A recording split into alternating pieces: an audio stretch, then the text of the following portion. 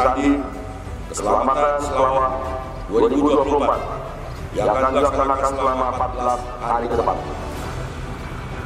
Apabila pasukan ini dilaksanakan sebagai cipta kondisi menjelang bulan suci Ramadan 1445 Hijriah, serta untuk mengetahui sejauh mana kesiapan personil maupun sarana dan prasarana pendukung lainnya, sehingga kegiatan operasi dapat berjalan dengan optimal dan dapat berhasil sesuai dengan tujuan serta sasaran yang telah ditetapkan.